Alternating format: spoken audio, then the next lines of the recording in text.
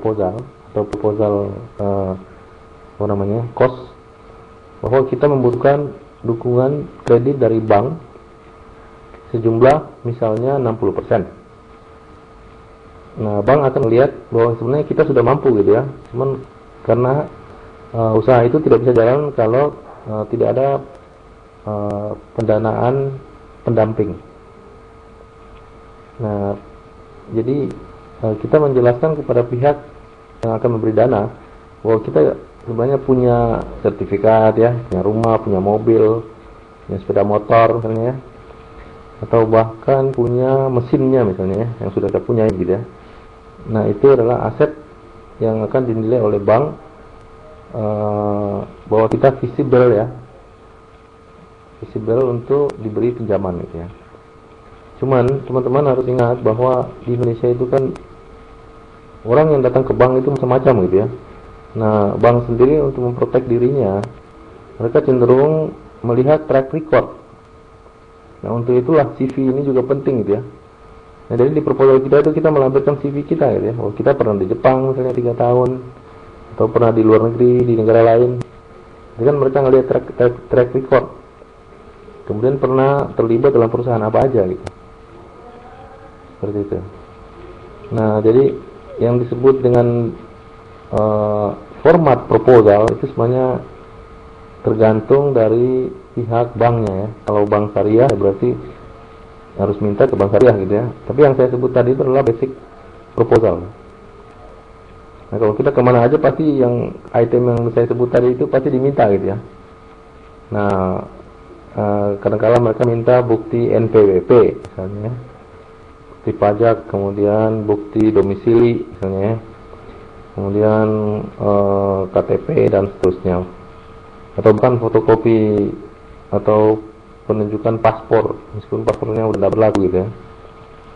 Nah, sebenarnya kita bisa menyampaikan itu semua ya, nggak harus terbatas mengikuti permintaan pihak bank gitu ya. Kan itu bentuk lampiran ya, kita masukin aja CV kita, surat kartu keluarga misalnya dan seterusnya. Gimana? Ada lagi lanjutannya?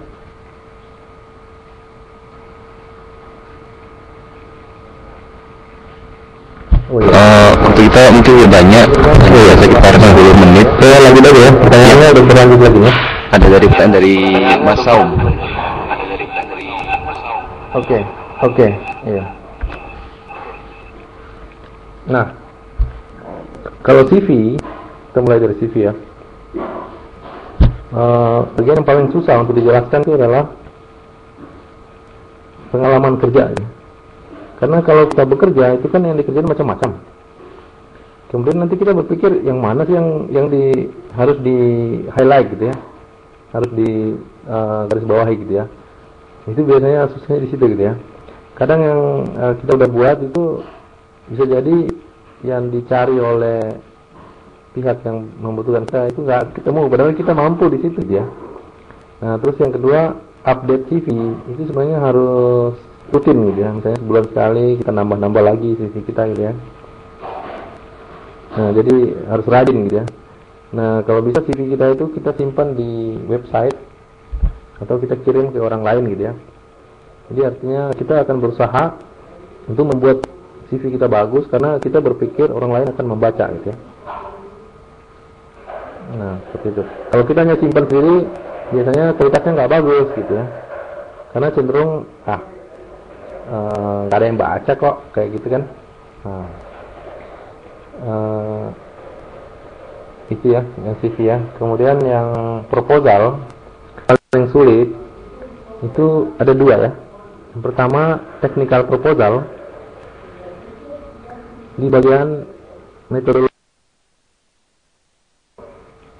Bagaimana caranya kita menjawab cara implementasi atau eksekusi proposal tersebut. Itu yang paling sulit ya. Nah, kalau di financial proposal yang agak berat itu analisa pengeluaran gitu ya. Karena yang ideal itu kita harus mencari unit price unit price ngerti ya. Misalnya kalau kita membutuhkan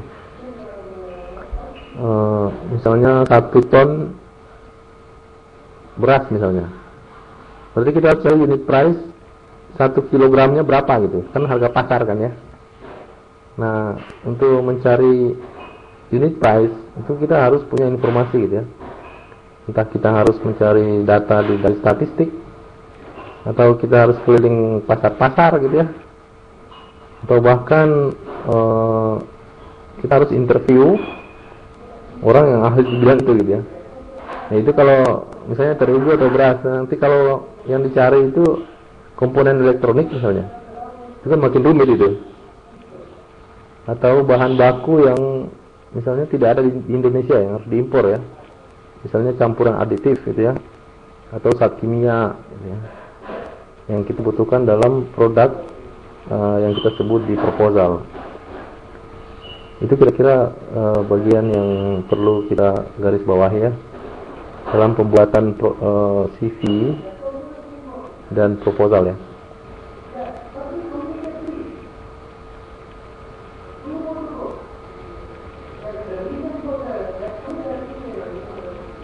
Oke Mas, silakan lanjut. Waktunya masih ya? Terima kasih Pak. Waktu itu sebenarnya masih ada sekitar 7 menit lagi karena akan berakhir jam 10 tepat. Tapi sepertinya dari teman-teman sekalian sudah tidak ada pertanyaan. Jadi mungkin bisa saya simpulkan sedikit, kemudian kita tutup acara webinar hari ini.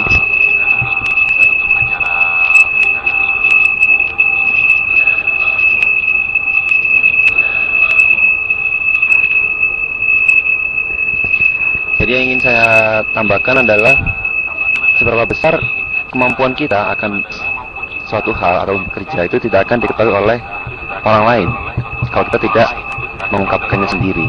Dan itu ada 2 cara, yaitu dengan interview saat interview kerja, dan yang kedua adalah dengan cara menuliskannya di dalam bentuk CV atau proposal bisnis.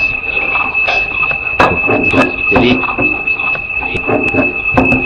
sebaik-baiknya kita akan adalah dalam bentuk tulisan. Makanya kita harus mengetahui tata cara penulisan dan juga bagaimana mengurut yang baik kata bahasa dan sebagainya. Oleh karena itu, mumpung masih ada waktu, maka teman-teman kalau bisa sebelum pulang harus menguasai dengan cara penulisan CV yang baik. Mungkin dari saya itu saja Pak. Kalau Pak Fauzi ada tambahan mungkin bisa ditambahkan. Terima kasih. Ya. Terima kasih.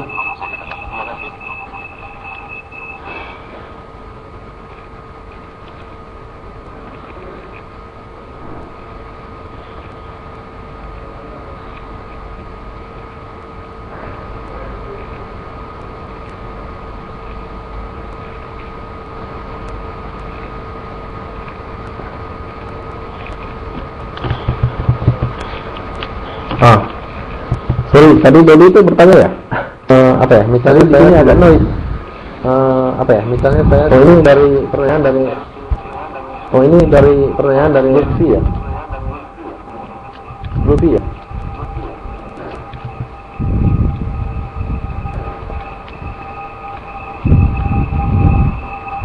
Gini ya.